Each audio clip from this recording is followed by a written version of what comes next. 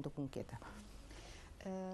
الأول طبعا ميرسي جدا لحضرتك دكتور تغريد ان انا النهارده في ضيافه حضرتك، شرف كبير ليا جدا، ميرسي قوي. الحقيقه هي الفكره اتولدت في 29 نوفمبر 2017 على اعتبار ان احنا نجمع كل اللي اتخرجوا من مدارس الراهبات والرهبان، وابتدت في اسكندريه لان في كم كبير جدا من المدارس دي في اسكندريه، اكتر من 22 مدرسه.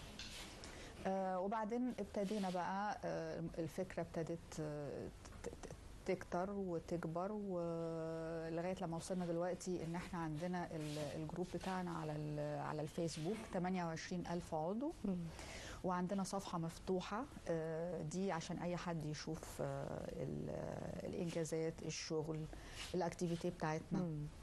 هي ابتدت كصفحة على الفيسبوك، انما هي في 2020 اتحولت لمؤسسة خيرية غير هادفة للربح تعمل تحت وزارة التضامن الاجتماعي. كويس قوي.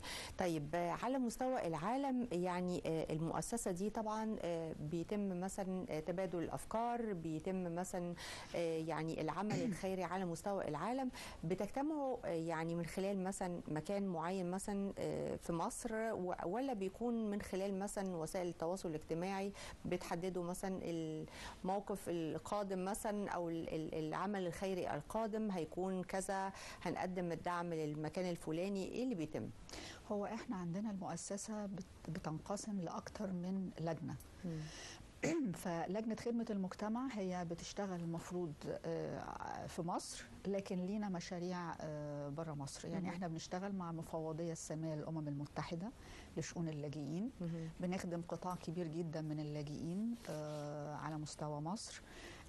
بنقدم مساعدات لإخواتنا في غزة، وقدمنا فعلا أكتر من مساعدة بالتعاون طبعا مع الهلال الأحمر المصري. ده بالنسبة للقطاع الخدمي، خدمات المجتمع. أما بالنسبة للتبادل فإحنا عندنا لجنة مختصة بالتبادل الطلابي